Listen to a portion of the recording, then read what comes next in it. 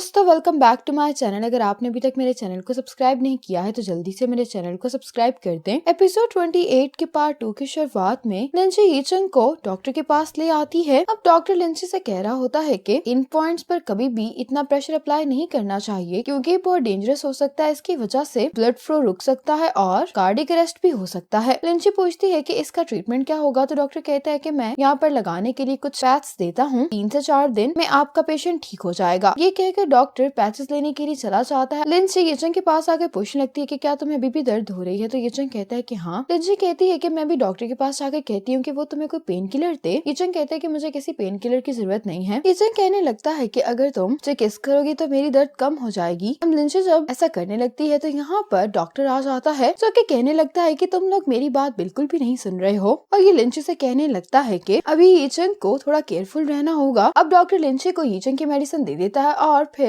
लिंची यीचंग को यहाँ से लेकर फौरन चली जाती है। अब तोंगशिन कहीं पर जा रही होती तो चेंग्याओ तोंगशिन से कहता है कि मैं भी तुम्हारे साथ चलता हूँ। तो तोंगशिन कहती है कि मैं कंपनी नहीं जा रही। चेंग्याओ कहता है कि फिर तुम कहाँ पर जा रही हो। तोंगशिन कहती है कि मैंने लॉयर्स ग्रुप के साथ एक अपॉइंटमेंट फिक्स की है और हम वहाँ पर लिस्टिंग कॉन्ट्रैक्ट के बारे में बात करने वाले हैं। ये कहकर तोंगशिन यहाँ से चली जाती है। इसके बाद तोंगशिन मामा से काम के स्केड्यूल के बारे में डिस्कशन कर रही होती है तो यहाँ पर भी चेंग्याओ आकर तोंगशिन से पूछने लगता है कि क्यों ना हम लोग साथ में डिनर करें, लेकिन तोंगशिन कहती है कि मुझे मामा के साथ एक जरूरी काम है इसलिए मैं तुम्हारे साथ डिनर नहीं कर पाऊंगी। ये कहकर तोंगशिन फिर से चेंग्याओ को इग्नोर करके यहाँ से चली जाती है। अब चेंग्याओ तोंगशिन के ऑफिस के बाहर खड़ा होकर इसका इंतजार कर रहा होता है। जैसे यहाँ पर एक एम्प्लॉय आती है, चेंग्याओ से पूछता है कि तोंगशिन कहाँ पर है तो ये बताती है कि वो तो मीटिंग के बाद ही यहाँ से चली गई थी। ये सुनकर चेंग्याओ भागता हुआ वापस चला जाता है और इसको जाता हुआ तोंगशिन भी देख रही होती है। अब लिंची अपने सभी टीममेट से कहती है कि आप लोग कब से काम कर रहे हैं तो आप थोड़ी देर के लिए ब्रेक ले लें। ये सब लोग बाहर ब्रेक लेने के लिए चले जाते हैं। इतने में ही यहाँ पर यीचंग आ जाता है। लिंची से कहती है कि तुम यहाँ पर क्या कर रहे हो तो यीचंग कहता है कि मैं तुम्हारे लिए खाना लेकर आया हूँ। अब ये दोनों खाना खाने के लिए बैठ जाते हैं। यीचंग कहता है कि तुम इसको ट्राई करो, ये कैसा है। तो लिंची कहती है कि बहुत डिलीशियस है। ये दोनों एक दूसरे को खाना भी खिला रहे होते हैं और एक दूसरे के साथ ये लोग काफी एंजॉय कर रहे होते हैं। इतने में यहाँ पर मिस्टर शू आ जाते हैं। मिस्टर शू यीचंग को यहाँ पर देखकर काफी हैरान हो रहे होते हैं तो लिंची कहती है कि यीचंग यहाँ पर हमारी प्रोग्रेस को देखने के लिए आया है। लिंगफेंग कहता है कि ऐसा लग तो नहीं रहा कि यीचंग काम के सिलसिले में यहाँ पर आया, मुझे तो लगता है कि यीचंग आपके साथ खाना खाने के लिए आया है। ये सुनकर यीचंग कहने लगता है कि मैं आप सब लोगों के लिए खाना लेकर आया हूँ। ये सुनकर मैं हुआ फौरन से टेबल पर आकर बैठ जाती है। कहने लगती है कि आप पहले क्लाइंट है जो कि हमें इस तरह का ट्रीटमेंट दे रहे हैं। अब ये यीचंग से पूछने लगती है कि तुम सक्सेसफुल भी और हैंडसम भी, क्या तुम्हारी कोई गर्लफ्रेंड है। यीचंग कहता है कि मेरी गर्लफ्रेंड है। मैं पूछने लगती है कि आपकी गर्लफ्रेंड दिखने में कैसी है और अब यीचंग लिंची की पर्सनालिटी को ही डिस्क्राइब कर रहा होता है। कहने लगता है कि वो बहुत सुंदर है। मेहुआ कहती है कि क्या आपके पास अपनी गर्लफ्रेंड की कोई पिक्चर है। ये सुनकर लिंची मेहुआ से कहती है कि तुम ये ट्राई करो, ये काफी मजे का है। अब लिंगफेंग कहने लगता है कि यीचंग आप हमें अपनी गर्लफ्रेंड की पिक्चर दिखा दें, लेकिन लिंची इसको कह रही होती है कि तुम इस तरह की बातें क्यों कर रहे हो। मेहुआ यीचंग से कहती है कि लिंची अभी भी सिंगल है, अगर आप किसी अच्छे लड़के को जानते हो तो आप लिंची से उसको जरूर इंट्रोड्यूस करवाइएगा। अब यीचंग कहने लगता है कि मैं तो जानता ही नहीं हूँ कि आपकी लीडर को किस तरह का लड़का पसंद है। लिंगफेंग अब लिंची की आइडियल टाइप बताने लगता है, लेकिन ये जो भी क्वालिटीज बता रहा होता है वो यीचंग से बहुत ऑपोजिट होती हैं, जिसको सुनते हुए यीचंग काफी एंजॉय कर रहा होता है। अब लिंगफेंग कहने लगता है कि ऑफिस में बहुत सारे लोग लिंची से अपना लव कन्फेस करते रहते हैं। यीचंग सुनकर कहने लगता है कि मुझे तो मालूम ही नहीं था कि तुम लोगों की टीम लीडर इतनी फेमस है। ये सुनकर लिंची यीचंग से कहती है कि मैं तुम्हें अपने काम की प्रोग्रेस दिखाती है। कहकर लिंची यीचंग को यहाँ से लेकर चली जाती है। जैसे ही दोनों ऑफिस में आते हैं तो ये तीनों भी ऑफिस में आ जाते हैं। अब यीचंग इनके सामने कहने लगता है कि इस लाइन की ट्रांसलेशन इस तरह से नहीं होनी चाहिए और लिखने लगता है कि मुझे तो इस तरह के इंटरेस्टिंग फैक्ट्स के बारे में पता ही नहीं था। लिंची यीचंग के लिए लिखती है कि क्या तुम यहाँ से अब नहीं जाओगे। यीचंग कहते कि मैं यहाँ पर अपनी गर्लफ्रेंड को पिक करने के लिए आया हूँ। लिंची कहती है कि तुम्हारी गर्लफ्रेंड ही तुम्हें ऑर्डर दे रही है कि तुम यहाँ से चले जाओ। अब इतने में यहाँ पर चेंग्याओ आ जाता है, जिसको देख के मिस्टर शू कहने लगते हैं कि तुम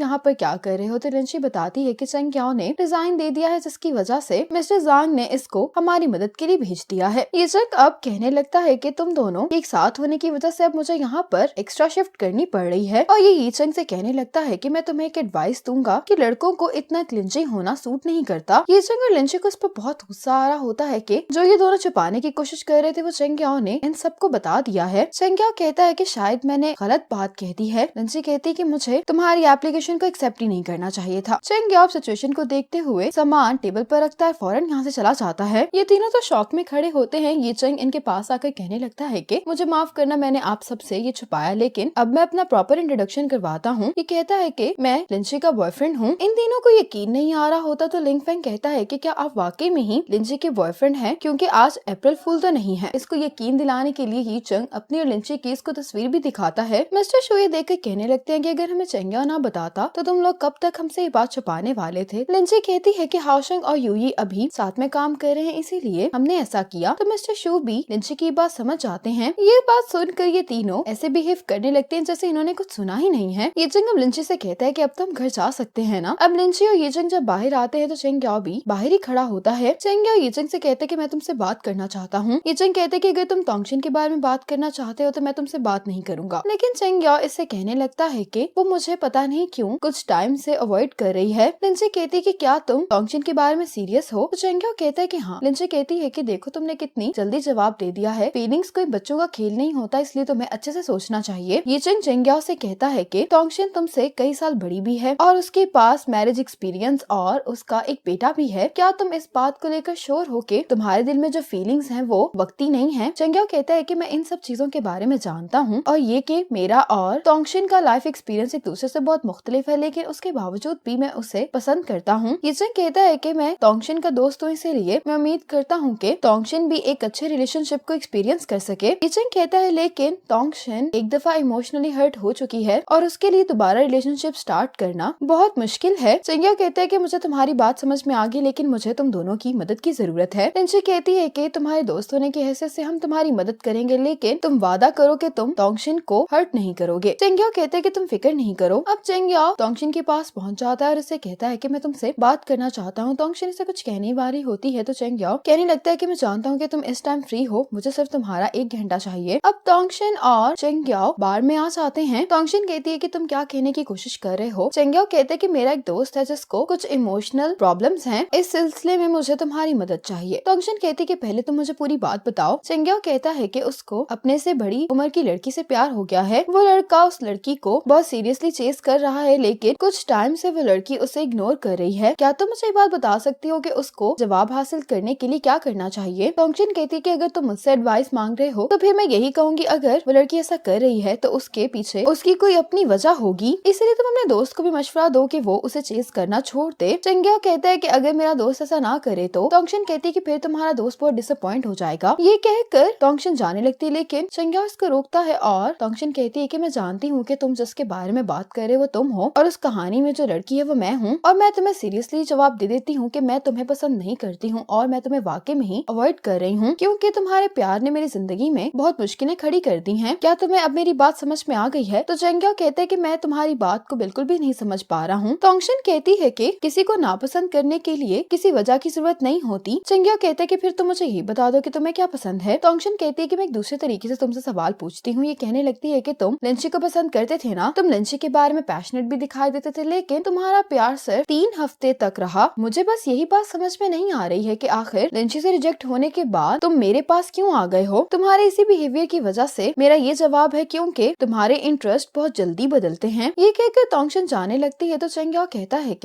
कहता है कि ये सब पास्ट की बातें हो गई हैं और मैं तुम्हें क्लियरली बता सकता हूँ कि मैं तुम्हें क्यों पसंद करता हूँ, और सबसे बड़ी बात ये कि मैं तुम्हें अब पसंद करता हूँ। तोंगशिन कहती है कि फ्यूचर का क्या, मेरे पास इतनी एनर्जी और वक्त नहीं है कि मैं तुम्हारी इन टेम्परेरी फीलिंग्स के साथ खेल सकूं, इसीलिए तुम मुझे अकेला छोड़ दो। ये कहकर तोंगशिन जब जा रही होती है तो चेंग्या उसे कहता है कि मैं तुम्हें ये बात अब साबित करके दिखाऊंगा। इसी मोमेंट पर ये एपिसोड खत्म हो जाती है।